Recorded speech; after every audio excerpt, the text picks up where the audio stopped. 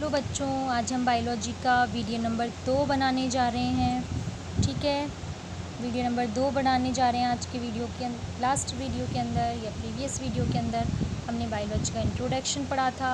साथ ही साथ हमने बायोलॉजी के इंट्रोडक्शन के साथ में सजीवता के लक्षण पढ़े थे कि कौन कौन से लक्षण जो है वो सजीवता के लक्षण होते हैं, विशिष्ट लक्षण होते हैं। ठीक है, मूलभूत लक्षण होते हैं। आज का जो वीडियो है उसके अंदर हम जो है वो जीव जगत की विविधता पढ़ने जा रहे हैं। पृथ्वी पर उपस्थित जीवों की संख्या एवं प्रकार। पृथ्वी पर भिन्न भिन्न प्रकार के जीव मौजूद हैं, आप सभी को पता है। जीवों की संख्या भी अलग अलग है, अन्य सब अलग अलग जीवों की संख्या अलग अलग है। उसे ही हम क्या कह देते हैं, जीव विविधता या जैविक विविधता। अलग अलग स्थान पर अलग अलग प्रकार के जीव मौजूद हैं, उनकी संख्या भी भिन्न भिन्न है। इसे हम क्या कहते हैं, जीव जगत की विविधता। नेक्स्ट है टैक्सोनॉमी। टैक्सोनॉमी जो है वो वर्गीकी या टैक्सोनॉमी से बोलते हैं हम। तो वर्गीकरण, क्योंकि भिन्न भिन्न प्रकार के जीव पृथ्वी पर मौजूद हैं, पृथक पृथक अध्ययन करना आसान नहीं है, अतः इन जीवों को समूहबद्ध करना पड़ता है। समूहबद्ध करना जो है वो वर्गीकरण कहलाता है। जीवों को क्या करना पड़ता है, एक ग्रुपिंग करनी पड़ती है, समूहबद्ध करना पड़ता है, और ये समूहबद्ध करना ही वर्गीकरण कहलाता है। ठीक है, वर्गीकरण जो है उसके जो सिद्धांत होते हैं, कुछ विधियां होती हैं। तो वर्गीकरण में प्रयोग लिए जाने वाले सिद्धांतों को और विधियों का अध्ययन जो है वो ही क्या कहलाती है, वर्गीकी। मतलब जीव विज्ञान की एक शाखा है ये वर्गीकी, जिसके अंतर्गत हम वर्गीकरण के सिद्धांत और विधियों का क्या करते हैं, अध्ययन करते हैं। तो जीव विज्ञान की ये जो शाखा होती है ये वर्गीकी या टैक्सोनॉमी कहलाती है। वर्गीकी जो या टैक्सोनॉमी में निम्न बिंदुओं का अध्ययन करते हैं। मैंने आपको बताया जीवों को अध्ययन करने के लिए समूहबद्ध करना होता है। तो पहले तो हम किसी स्थान विशेष में कोई जीव हमें मिलता है तो हम उसे पहचानने की कोशिश करते हैं। पहचानने के बाद हम उसे एक प्रॉपर नाम देने की कोशिश करते हैं। प्रॉपर नाम देने के बाद हम उसको क्लासीफाई, उसके लक्षण देखते हैं। लक्षणों के आधार पर हम उन्हें क्लासीफाई या वर्गीकृत करने का प्रयास करते हैं। तो सबसे पहला जो पॉइंट है वो क्या है, पहचान या आइडेंटिफिकेशन। वह क्रिया जिसमें कि किसी भी जीव को पहले से ज्ञात जीव द्वारा अन्य जीवों की से क्या करा जाता है, पहचाना जाता है। यानी कोई जीव देख लेते हैं तो पुराने जो जीव जो पहचान लिए गए उनसे हम मैच करने की कोशिश करते हैं कि अगर उनसे मैचिंग हो रही तो ठीक है, नहीं तो कोई नया जीव है ये। तो विशिष्ट वर्गीकी में उसे शामिल किया जाता है। पहचान करना ही कहलाता है। ये क्या कहलाता है, पहचान करना। अब पहचान करने के बाद उस जीव को एक विशेष नाम दिया जाता है, और ये जो नाम है ये अंतर्राष्ट्रीय नियमों के अनुसार दिया जाता है। ठीक है, अंतर्राष्ट्रीय नियम बने हुए नाम देने के, उनके आधार पर इनका नामकरण किया जाता है। नामकरण के बाद इनको क्या किया जाता है, वर्गीकृत किया जाता है। तो वह क्रिया जिसमें जीव को सरलता से कुछ लक्षणों के आधार पर क्या किया जाता है, वर्गीकृत। ठीक है, तो हम पहला टॉपिक पढ़ने जा रहे हैं इसका नामकरण, क्योंकि पहचान तो कर लिया जाता ही है देख के उसको।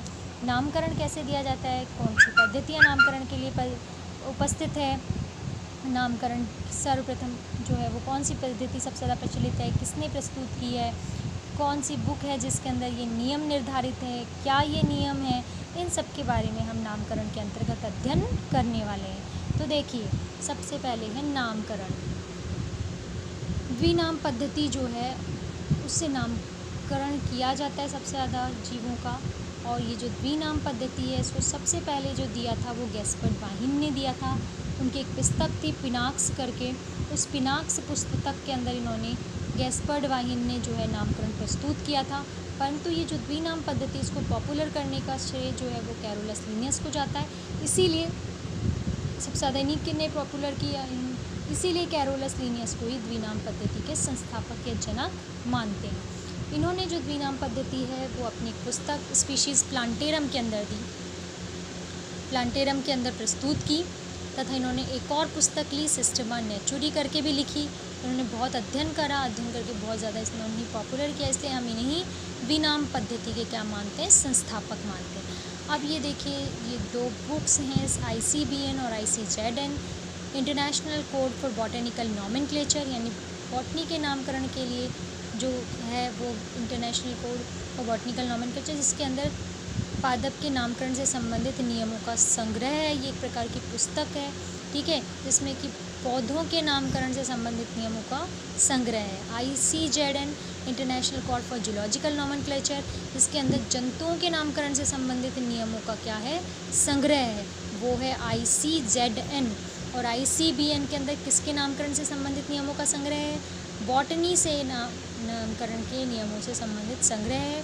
जूलॉजी के नामकरण से संबंधित नियमों का संग्रह किसमें है, ICZN में। ठीक है, अब जीव विज्ञानी जो है उन्होंने ज्ञात जीवों के वैज्ञानिक नाम देने के लिए कुछ मान्य नियमों का पालन करते हैं, और प्रत्येक नाम जो होता है वो दो घटकों से मिलकर बना होता है। पहला नाम वंश का होता है, दूसरा जाति संकेत पद का होता है।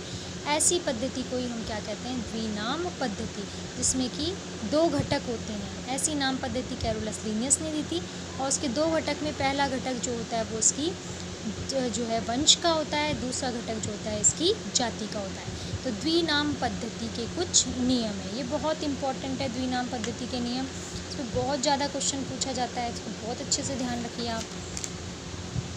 देखो, द्विनाम पद्धति में नाम कैसे किया जाता है कि मैं आपको बता चुकी हूँ कि दो नाम होते हैं, एक वंश का होता है, एक जाति का होता है।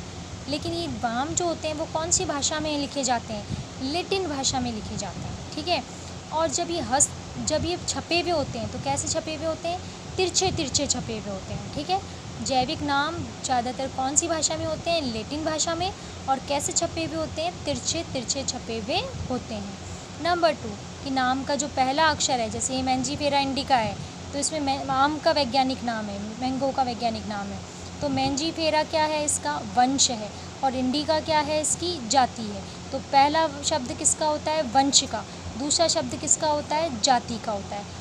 जब ये छपे हुए होते हैं तो इटैलिक होते हैं, यानी तिरछे तिरछे होते हैं, और जब हम इन्हें हाथ से लिखते हैं तो हम वंश को अलग रेखांकित करते हैं और जाति को अलग से रेखांकित करते हैं। कब, जब हम इन्हें हाथ से लिखते हैं। ठीक है, वंश का नाम सदैव अंग्रेजी वर्णमाला के बड़े अक्षर से, और जाति का नाम सदैव अंग्रेजी वर्णमाला के छोटे अक्षर से लिखा जाता है, व्यक्त किया जाता है। नाम लिखने के बाद किस वैज्ञानिक ने ये नाम दिया, जैसे मैंजीफेरा इंडिका किसने दिया था, लिनियस ने दिया था। तो शॉर्ट में लिनियस यानी वैज्ञानिक का नाम जो है वो संक्षेप में लिख दिया जाता है। वापस से रिपीट करती हूँ, बहुत इंपॉर्टेंट है, बहुत ज़्यादा प्रश्न पूछा जाता है इस पर, है ना, लघु प्रश्न पूछा जाता है, शॉर्ट प्रश्न पूछा जाता है। जैविक नाम हमेशा कौन सी भाषा में लिखे जाते हैं, लैटिन भाषा में लिखे जाते हैं। जब ये छपे हुए होते हैं तो कैसे होते हैं, इटैलिक या तिरछे छपे हुए होते हैं।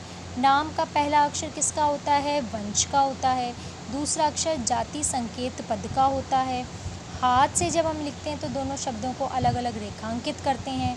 वंश का नाम पहले लिखते हैं, जाति का नाम बाद में लिखते हैं, अलग अलग रेखांकित करते हैं। वंश के नाम को अंग्रेजी वर्णमाला के कैपिटल लेटर्स में शुरू करते हैं, जबकि जाति को स्मॉल लेटर्स में शुरू करते हैं। ठीक है, उसके बाद जाति संकेत पद जो है उसके बाद अंत में लेखक का नाम लिख दिया जाता है संक्षेप में, जिस लेखक ने वो नाम दिया है। तो ये आम का वैज्ञानिक नाम है, जैसे मैंजीफेरा इंडिका। ये रैट का वैज्ञानिक नाम है रेटस। तो रेटस इसका क्या है, वंश, और ये वाला रेटस क्या है, इसकी जाति है। इसको वर्णमाला के कैपिटल अक्षर से व्यक्त कर रहे हैं, इसे अंग्रेजी वर्णमाला के स्मॉल अक्षर से व्यक्त कर रहे हैं। तो आगे का टॉपिक हम वर्गीकरण जो है वो नेक्स्ट वीडियो के अंदर पढ़ेंगे। आज के वीडियो के अंदर हमने नामकरण डिस्कस कर लिया, नामकरण की पद्धति किसने प्रस्तुत की, कैरोलस लिनियस की कौन सी पुस्तक में उन्होंने नामकरण पद्धति प्रस्तुत की, और कौन सी पुस्तक उन्होंने लिखी। तो इन पुस्तकों के नाम भी बहुत इंपॉर्टेंट है, इन्हें भी आप अच्छे से याद करिए। इन पर भी वेरी शॉर्ट क्वेश्चंस कई बार पूछे जाते हैं एग्जाम्स के अंदर।